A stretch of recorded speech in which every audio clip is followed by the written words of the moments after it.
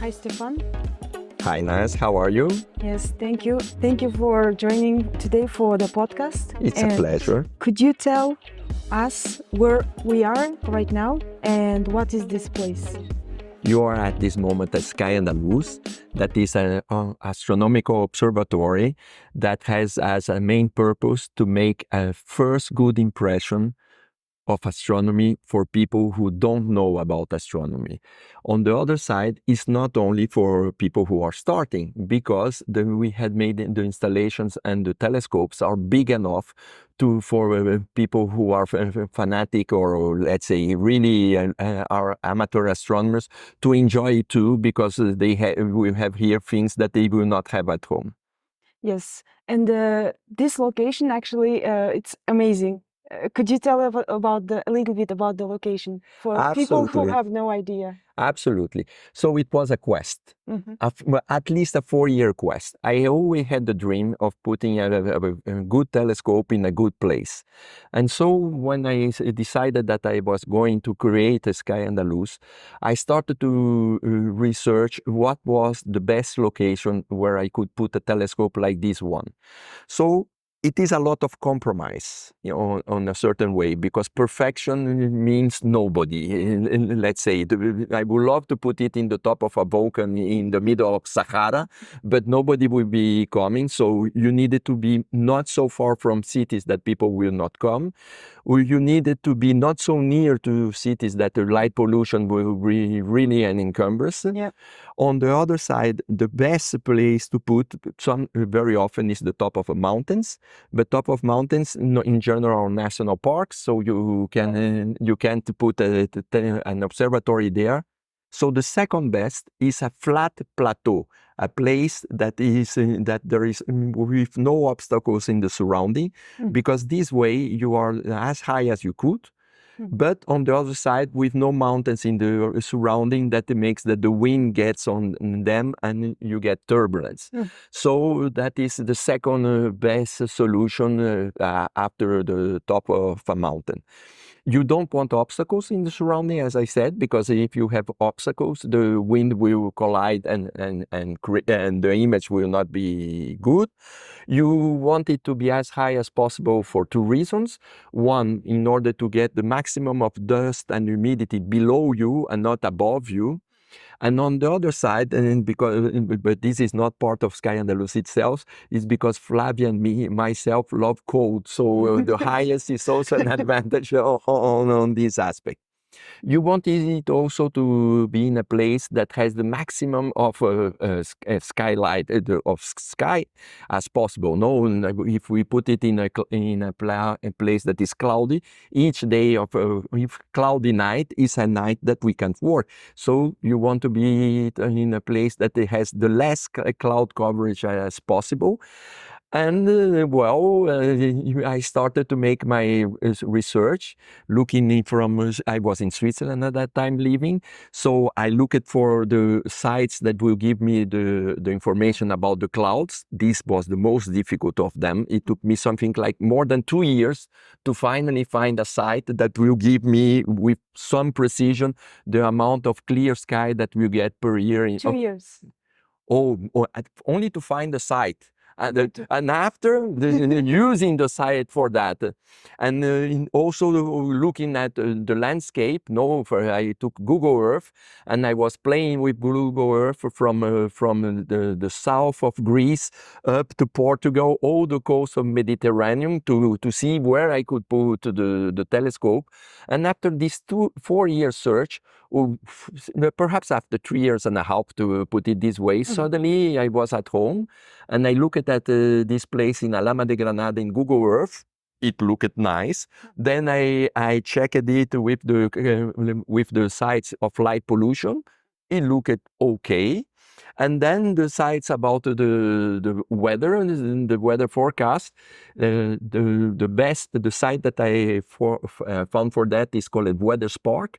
And so I played in the Weather Spark. It also looked nice. Obviously, for example, for cloudless sky, the best place should be a bit south of Luxor or Aswan in Egypt. There is a mountain there, nearly and 320 days of clear sky. But you will need a helicopter to bring people from Aswan, and you will need to live in Egypt. So all of that has to be also thinking about. Apart Europe, I also look at outside of Europe, but very fast it looked to me it was not realistic and not to whom I am.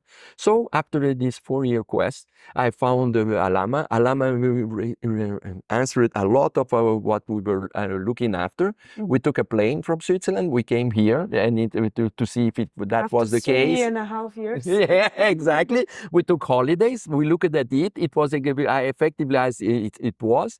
That was in January 2020. It was just before COVID. And in July 2020, we were here, started the adventure of installing Skyandaluz here in Alama de Granada. Okay, that's 3.5 years, just 3.5. Just to find in a computer, and then 4 years to come here, yes. Okay, that's amazing story. And how does this observatory work, and what people can see over here? Well, let's say that was an evolution, but for this moment, I think the most interesting thing is when people to start with. So the other quest that I didn't spoke about was the telescope, but I think we will leave that for a second moment. But the idea is at this moment essentially to show people that the stars are born, star lives, and star dies, and that in order for people to see the evolution. Also, when it is possible to show galaxies, because not galaxies are very often the things that people are most interested in, at least the ones who fell in love with the subject. But galaxies are very disappointing. From you were disappointed yesterday. We saw it yesterday. Yeah. Yeah, you even with this, and you saw the best one with the spirals and all that. You were expecting a show off, and this is in a big telescope like this one. In a normal telescope, you barely see the galaxy. You are like glancing, and you will know about. You will be told about indirect visions and things like that. That means that I put the galaxy here, but I look at you, and then I will notice that there is something on the border of my eye and things like that. That is in normal telescope. So. Galaxies also we show, and when they are there, the big stars, Saturn and Jupiter also are shown. The moon also, please. I mention it for as last because myself I hate.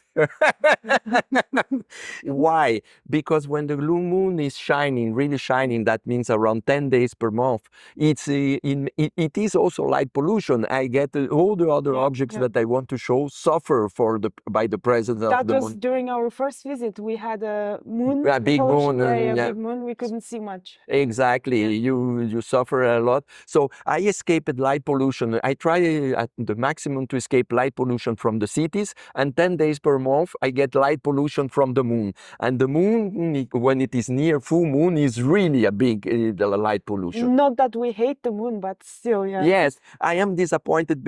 I would love, if I could choose everything, I would love to have a permanent 4 days old moon. That like yesterday, you got a good moon. Yes. So it was not too encumbrous, and on the other side, it was also beautiful to show. But this is not the case. The moon is only 4 days old once every month, essentially. So that is not realistic to put it this way. I think also it's important to mention that for people who are really interested in this subject, for example, I got my own telescope, but I'm in Belgium and there's cloudy all the time, and for me it's easier solution and way easy to come here. It's cheaper. Yes, it's way cheaper as well, and I would save a lot of money, and exactly. Also my excitement, like I could just fill up my curiosity over here. Absolutely. And go back.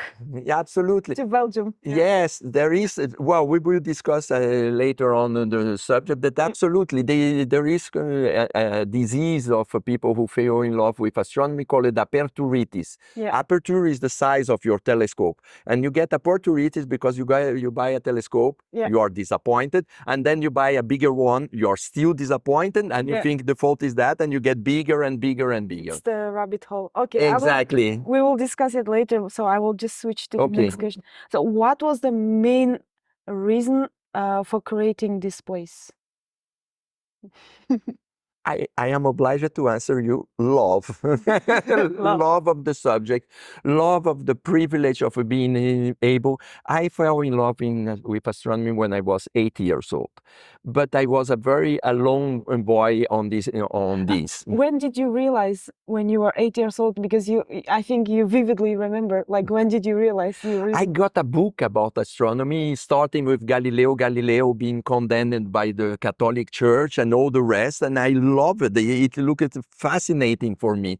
I don't remember exactly what was the book, but because after that I got 2 or 3 books, but I loved the subject. I vividly know one that I got when I was 11. Unfortunately, I don't know anymore where is this. It was a cartoon book, but serious astronomy on the other side.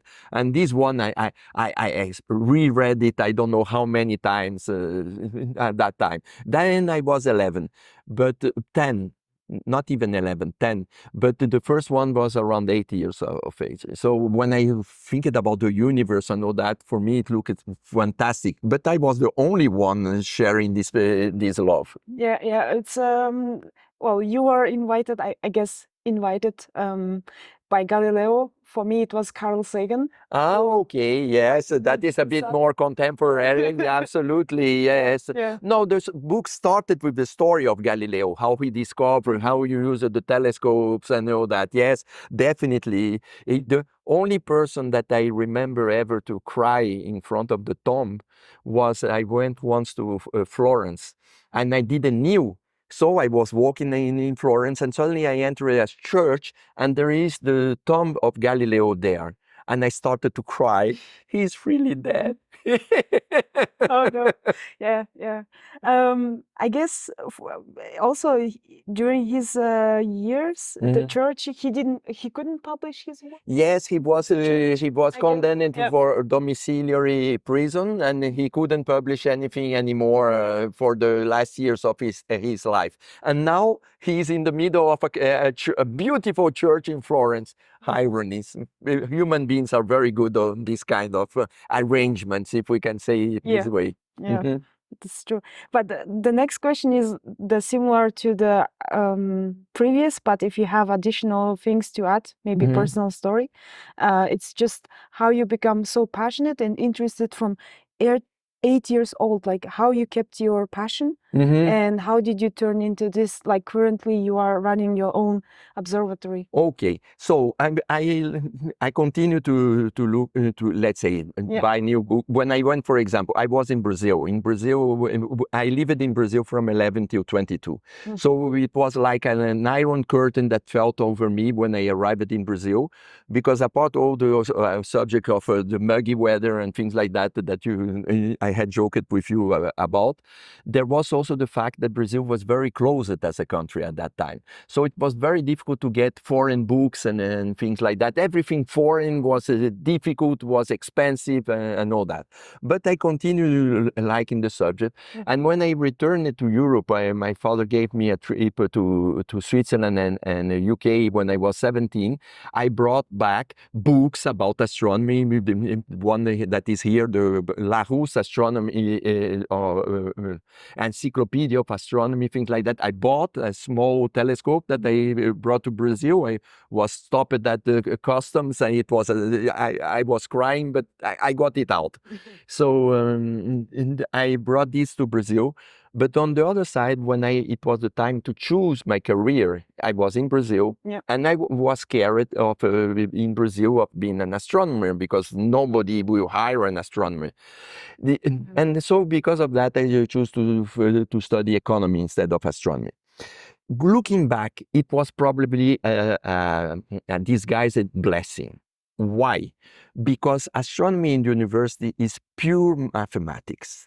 And I must admit that there are people in this world that are better than me in mathematics. So probably if I had started the University of Astronomy, I will last 1 or 2 years, and after that I will give up due to the difficulties of the mathematics. For me, there are people who are better than me at mathematics, like there are people who play football hundreds of times better than me.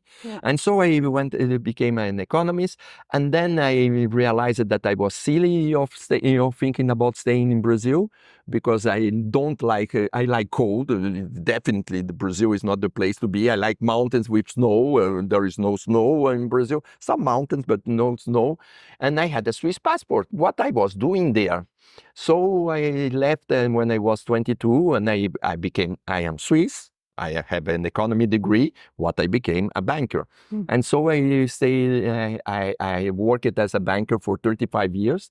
But in the last years of that, I didn't saw myself getting to ending my career as a banker in Switzerland, and so I went back to what I am going to do.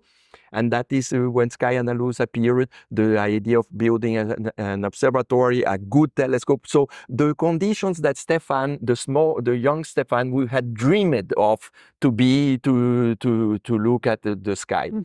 And the pleasure is to touch the small Stephane that the customers that come here have inside them, and talk with Stephane, this Stephane, and say, listen, this exists. You can enjoy it. You have a telescope for that. You have a planetarium. Everything that I will had loved as a young, as a child or a teenager. Yeah. Now I can touch the teenager or that we all have inside ourselves, from 8 to 80 years of age, as they say in Belgium.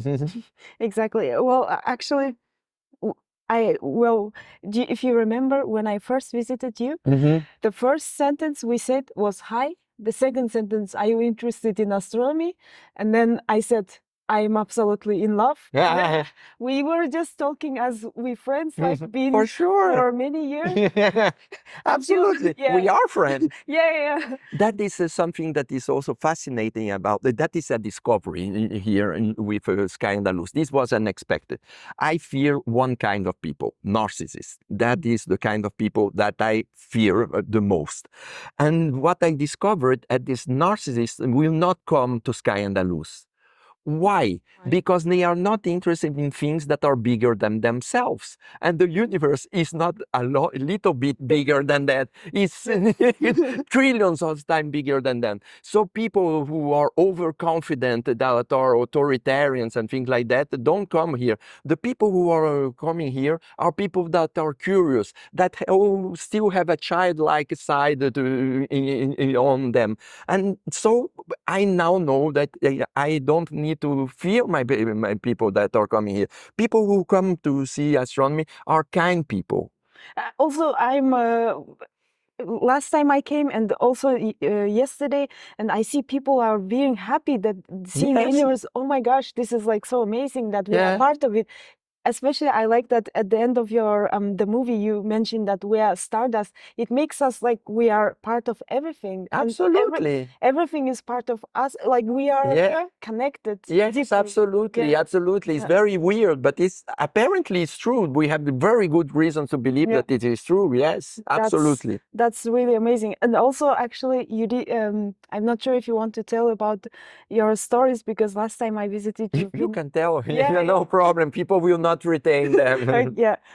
You mentioned that you've been even in very cold regions just to take a photo, or was it to observe the sky in minus 40? Minus 40. There I saw the Aurora Borealis. It was in Greenland, and well, I will repeat.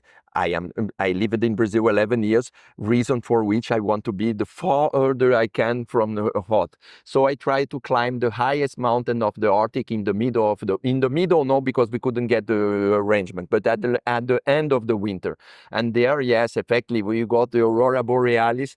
And at the end, what was weird, that even it was April, you will start to notice that even at midnight, there was some light there. So it was, the midnight sun was coming in for end of May or mid of May, end of May there. Yeah, absolutely. Very lovely. I also looked at the sky in the Andes, very high at 6,000 meters of altitude. And I was expecting very high, perfect weather, thousands of stars. But in reality, if you go too high, you get hypoxia. And when you get hypoxia, your eyes don't see in darkness as well as if they are at the sea level. So I was perhaps in perfect conditions, but my eyes were without an oxygen enough in order to appreciate the sky. Yes. Oh no, yeah, well, The same in the Himalaya. This time I wished to have a bottle of oxygen. Perhaps it makes a difference, but I didn't have. So I can tell you how it looks in very high altitude with oxygen in a mask. Okay, here, Nas, what we have is the planetarium. Here is where we put the pictures and the movies in order for people to get an idea of what they will look later on at the telescope. The idea was that, and it's also is the place that we make a speech about astronomy also, and questions, Q&A, all that is done in the planetarium. so many astronomy enthusiasts face the daunting task of finding the perfect telescope, as me, one of the victims. However, the pursuit of perfection can often lead to frustration and a lot, yes. indecision. That is why the aperture is disease, yes. Yeah, so we are curious, how did you find a way out of this trap? Endlessly searching for the ideal telescope and instead settle on one that was satisfying enough for your needs? And what factors did you consider, and what advice would you give to the fellow stargazers struggling with this decision as me? Please, yes, if you could share with us. Okay, so I started with a 4.5-inch telescope, or it is called also as 110 millimeters telescope. That was my first telescope. The problem of the telescopes of this size is you get a good view of Saturn, you will get a good view of Jupiter. It will not make such a huge difference between my telescope and a telescope of this size. It will make for sure, but it will make a huge difference between my actual telescope and this kind of telescope for Saturn and Jupiter. You will see perhaps some open clusters, and you can even enjoy the Andromeda galaxy. So Andromeda galaxy in a telescope of this size, that is the first, in general, the first telescope of somebody, it will be fine. And I would even say, if you only want to look at Andromeda, don't stop there. Because Andromeda is so big that if you buy a bigger telescope, you will be seeing less and less of Andromeda. Because Andromeda is this size, but the telescope, then when it starts to get bigger, the field of view reduces. So for Andromeda, if you are wanting to see Andromeda, stop there, and you will see at least one galaxy nice. You will see some open clusters that are too big for my telescope, like the Beheave cluster, for example, that is very beautiful in a telescope of this size, but it's in my telescope. I only see a catch of it. So sometimes the other day I had no other open cluster to show. I was worrying about that. I tried again Beheave cluster. No way. I don't see enough of it for it to be enjoyable. So you will have something like 5 objects, let's be optimistic, 10 objects that will be very satisfying with this kind of size. And after that, all the rest, the galaxies that very often people want to see, you won't see them at all, apart Andromeda, or they will be really nearly to the limit of what you can see. And even the limit, we are talking about 5 galaxies more, and that's it. Even I should maybe note here as a starter, even if you see the galaxy, you wouldn't know, if you're not much experienced, you wouldn't know it's a galaxy. You might. I make the joke, I had a 6-inch telescope. I made the joke that is partly true. It was a time that there was no automatic tracking and all that. So it took me something like 2 hours to find the galaxy. And then I will call the mother of my children to have a look and tell me, do you think you are seeing something? And she will look and she say, I think so. Oh, wonderful. I found the galaxy and things like that. But this was the kind of view that I was getting, that I was doubting myself that I had finally found it, and I needed confirmation, validation of somebody else who also got the impression that so this is what you get in a telescope. So you always think, I need a bigger telescope because I can see it with it. And then you start to increase the size, and then you go to a 10 inches, and then you start to be able to more or less see some galaxies and things like that. Or there are some people who love this kind of thing. And the guy who wrote one of the books that I use here to find new objects, he's a star of using a telescope, I think of 10 inches, I think is his telescope. And he described the objects like I needed at least twice the size to be able to describe something like he does. And he enjoyed to having indirect vision and things like that. But it's not everybody who loves to be looking on the side of the eye barely to see something and things like that. If you are a more normal person, you will get very frustrated. So I bought first at 4.5, and after a 6. Don't do that. If you move from one telescope to the other, 6 and 4 is still enough. You need your telescope to be the next one to be at least 50% bigger in order to really notice a difference. If you buy a telescope of 10 and you go to the 12 inches, you are throwing your money into the dustbin. Yeah. If you have a 10 inches or a 250 millimeters, you should go to at least 15 inches to make a difference. So from 30 centimeters, to put it in centimeters perhaps is easier, from a 30 centimeters telescope, you should go to a 45. Don't go buy a 36. That's the rabbit hole. Yeah, that's the rabbit hole. Every time 2 inches more. Yeah, no. Because every time you see the image, like, oh, if I buy 2 inches, I will see that. No. You need at least 50% bigger telescope in order to notice the difference. The difference between 20%, because our eyes see in logarithmic scale. And 1 magnitude, that is something that the Greeks were using already 2,000 years ago. First magnitude of stars, and then they noticed that the other stars are less bright. They are second magnitude. Well, they only noticed that one was noticeably less bright than the other when it was 2.5 times less. Yes, because from magnitude 1 to magnitude 6 is 100 times the brightness, because we were not able to see the subtleties of it. You need at least 2.5 times the difference in brightness to really notice it. And to get 2.5 of the difference in brightness, you need 50% more telescope. Why? Because it's 1.5 times 1.5, the collection area. So you get an image 2.25 brighter than the other. And this is something that people, you normally will not find it written or in the internet, so you will not know it. Yeah, in my case, I guess you saved, of course, my money, and also like stop falling into the rabbit hole, because that was where I was going. Okay, I will buy this telescope as a starter, and then I will improve it and buy bigger. But I guess even if you like, this is the rabbit hole. Yes. This is the rabbit hole, definitely. Yes, I fell in it. Don't worry. Yeah, because I think for starters, as me, why we fell into this rabbit hole, because first, as a starters, we enjoy these beautiful images from James Webb Telescope. Yeah, and that is a big problem. Okay, this is how we should be able to see, like, why I'm not getting this accuracy. And yesterday you explained me why we don't have that much beautiful images. Absolutely. Yeah, could you explain that again? Yes, for sure. Our listeners. Yeah. There are 2 reasons for that. The first one is the size. In the case we are going to the extreme, the Hubble telescope or the James Webb. Yeah. But even a telescope of this size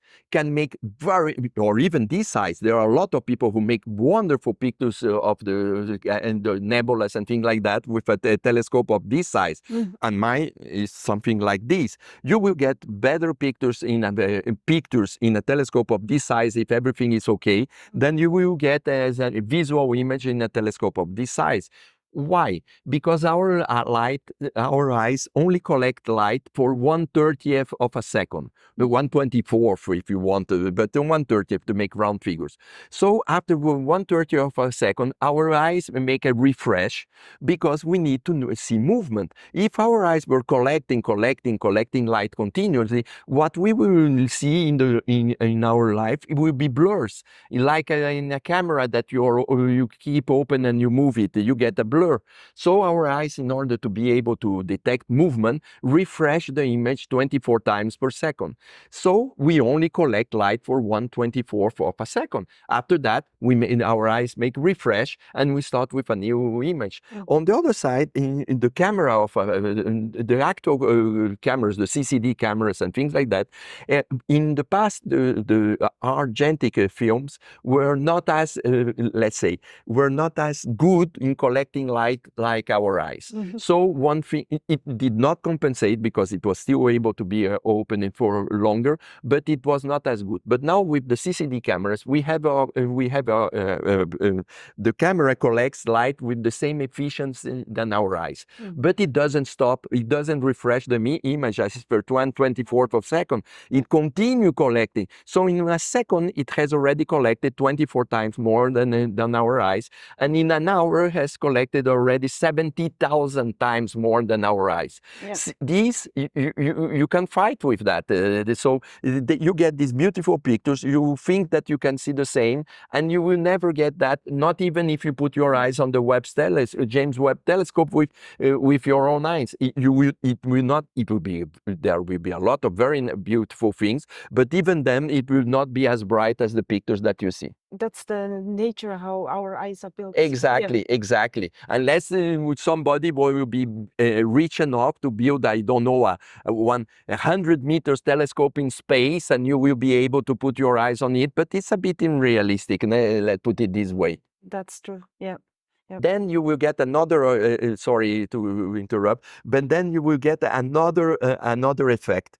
Is that in a telescope, if you increase an image, let's say 100 times, in a small telescope, the image in your retina will be of this size, but the telescope will get bigger, and the image on the retina will get bigger than the retina. So at the end, you will get something like light here, but you don't collect light here. You're throwing away light. So you will need to solve that, increasing the magnification. You can see 100 times in a telescope. You are throwing away light. If you are looking even in my telescope, I think it's around 60 times. If you're increasing less than 60 times, the image is too big for our eyes. So you need to increase magnification. So your 100 meters telescope in the sky, you will need to increase the image 10,000 times, and you will get a field of view ridiculous on the other side.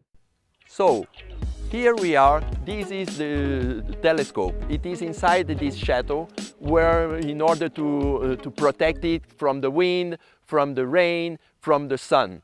And then when it gets to the end of the day, like now, we open the telescope and we use the telescope after that.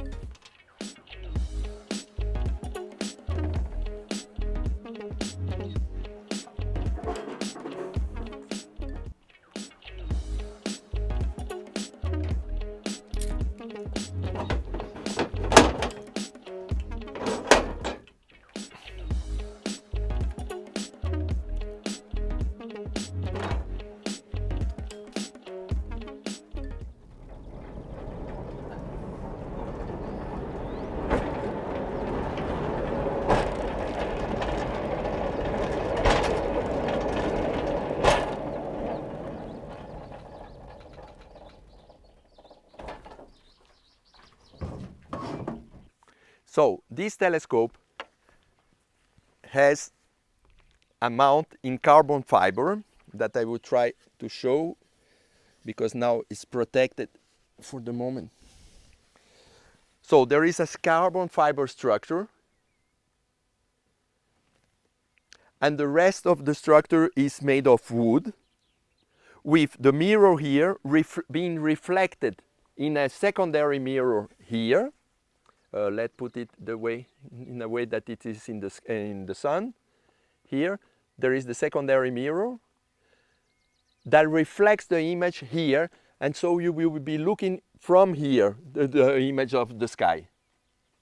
They collect the light in the big mirror, and then it goes to the secondary mirror, and it finishes in the ocular that the eyepiece that is here will be here. How often do you get philosophic when stargazing about our place and origin in this universe? I would say that I get more philosophical later. In the moment I am in the action and looking at it, it's when I come back on the next day that I get philosophical about it. I got the Yeah. So the story about getting philosophical. I think the main, let's say, the main insight that I got about it, since I loved astronomy since I was 8, as absurd that it may seem, it was when I was 17 years old or 18, I got a Skyandaluz telescope talking about the end of the universe. And so how the universe may end, it's getting colder and colder and colder. And then I realized that wherever we do, wherever we try, we will disappear. There will be a moment that nothing will last. And that was a very strong, let's say, uh, how could you say that? It was really strong to believe and to discover that everything is worthless in a certain way, because wherever you do, wherever you are, you will, at a certain moment, everything will be lost. And so at this moment, I started to think about it, and I got to the conclusion that the only reason for us to be alive and be happy is to be happy, because nothing else is important. You can be Julius Caesar, you can be wherever you want, Napoleon or wherever. You will still die as everybody else. You will still live only for a short period of time in a planet that itself will disappear in 5 billion, in a billion years, in less than a billion years it will be inhabitable. It's just a blink of a moment. Yeah, in a blink. And yes, exactly. So nothing is important apart, in my opinion, to be happy, because everything else is only let's say, how there is we are a castle of sand or something like that, something that will disappear, we want it or not. But let's say, obviously, all what I see since then is only confirmation of that. The wonder is worth, the happiness is worth, the joy is worth. Everything else will not bring you nothing. That is really. Any advice for beginner stargazers? Well, as you were before? I would say, if you try to, instead of buying a telescope effectively, spend your time looking for an observatory that has good installations and start looking into a telescope. That will be my, let's say, counsel to somebody who is starting. If you can start it this way, I think you will be happier. This said, there are people that are very happy with smaller telescopes than mine, and they have a life in front of them. But they are really a few. The majority of the people will buy a telescope of the ones that are sold, and they will give up their telescope, and it will be like the ergonometric bicycle, the kind of thing that people buy, and after that, after 1 month or 2, is staying somewhere in the living room, and nobody use it. It's a clothes hanger. It's a perfect expensive clothes hanger. Exactly. The ergonometric bike is, but telescopes, you can even hang things on that. So they will collect dust somewhere in the basement, and they will left there. If you are among the really few that can enjoy in small telescope, then buy one.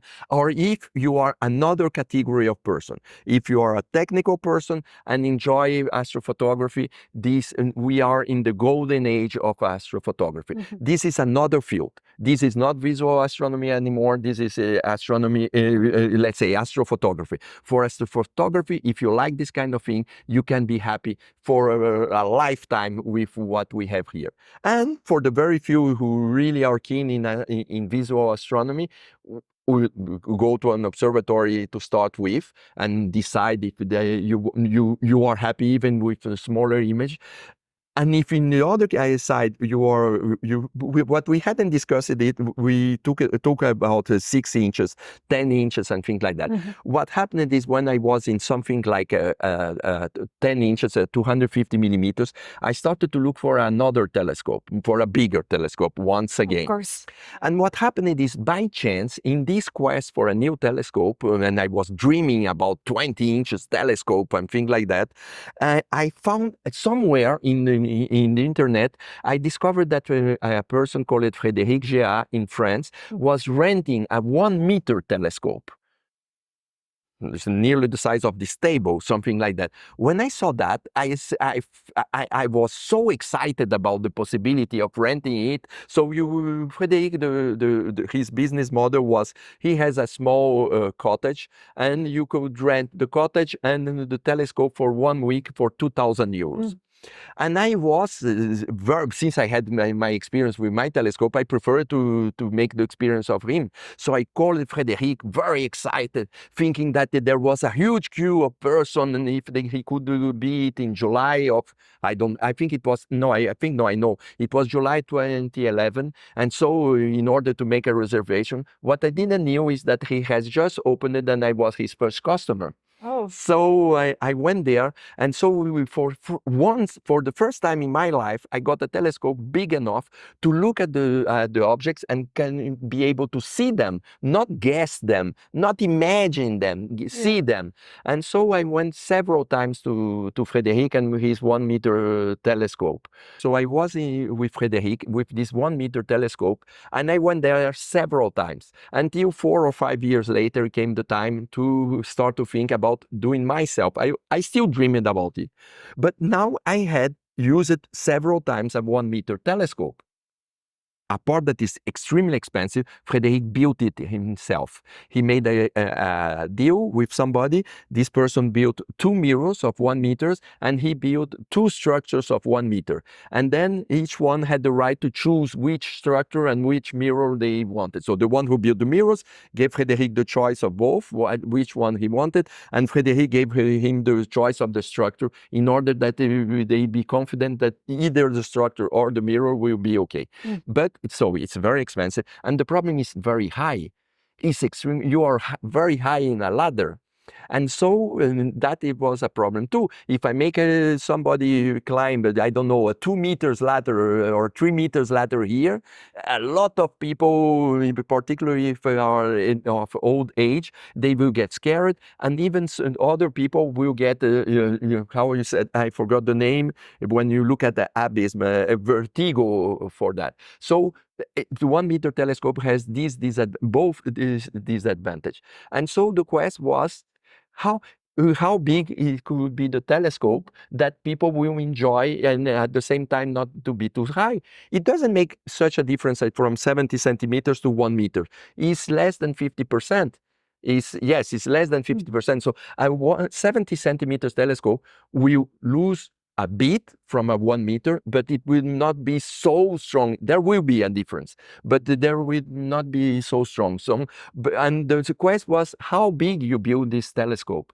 Frédéric, in the meantime, built my telescope at the end. We decided that this was the right size, and that is at 28 inches. He has a 40 inches for himself, and he built 30 inches also, and 32.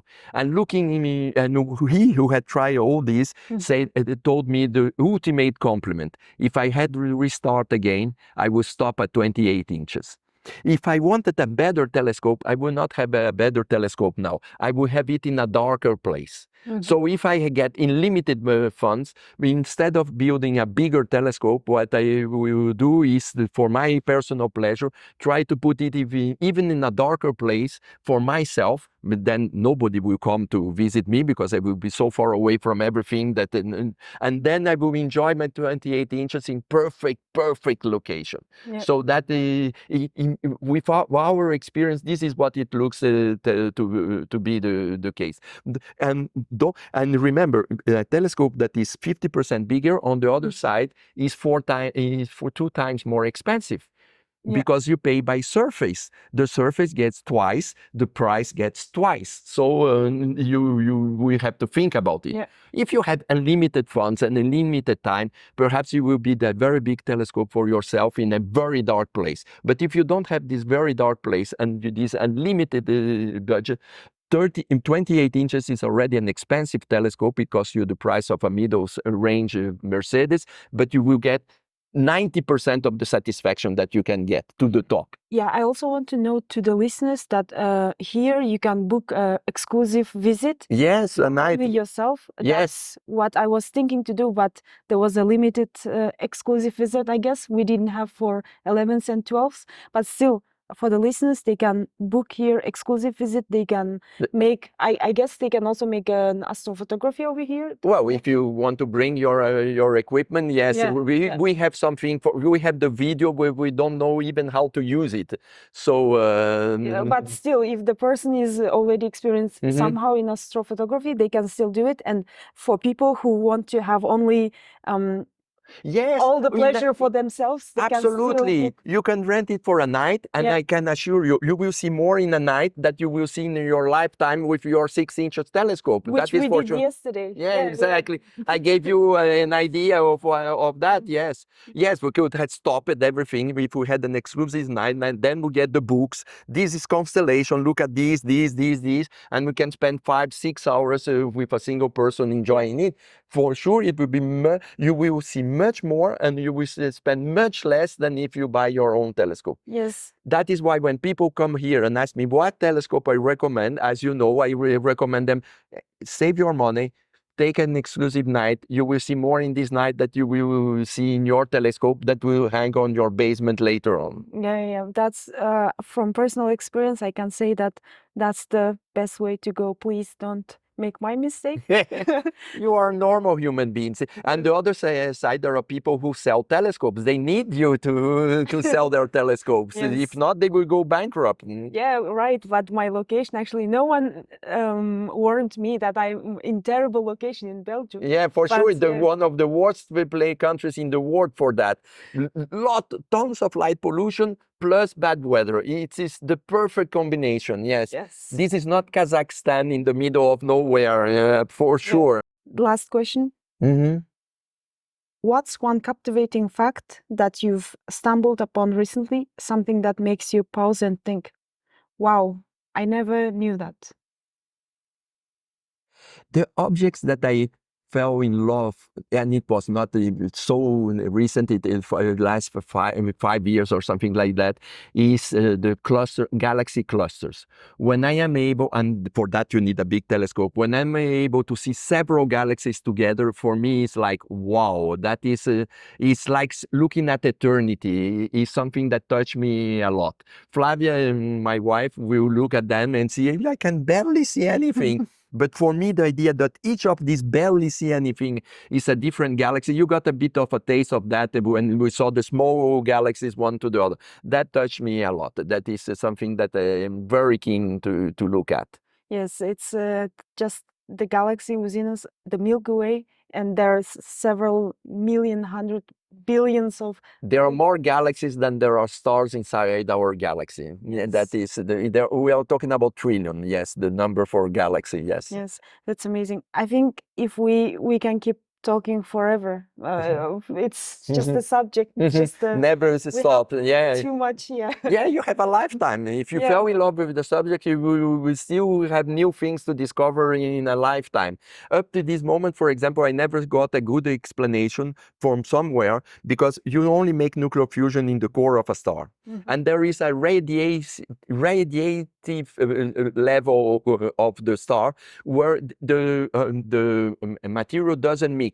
So that's why you only make nuclear fusion on the core, and you don't get the rest of the star that is mixed up to make a nuclear fusion. I never saw, I am still looking for an explanation that I can understand about it. I heard that if you go look at the mathematics, when somebody tells me you must look at the mathematics, I say, okay, I give up.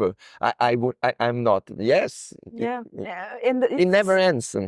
Even interesting that both of us are not astronomers. I study precision agriculture. I'm completely in agricultural studies. Oh, But that is a good view to have a telescope, at least. Yes. It's not something in the middle of the city. Yes, right. But yeah, although if the farmers allow us. It's a very small plot. Yes. Thank you very much. Thank you You're very welcome, much. Nancy. And listeners also can have on the tour of the astronomy as well. And if you have any questions or any, if you get really interested after this interview, you can go to the skyandaluz.com or Yes. they can find. You can go to skyandaluz.com, and if you forget, if you put Astronomical Observatory Granada in Google, one of the first things that will appear on the page will be Skyandaluz. So you don't need to remember the name. You put Astronomical Observatory Granada, and suddenly you will see Skyandaluz among the choices, and you can come here. Also, all the online sources of this observatory will be provided in the description, so you can check the website, you can check the Instagram or any social medias that is there would be provided in the description. Thank you very much. You're welcome, Nas. Sharing this amazing experience and also talking about this amazing place. Thank you. Thank you.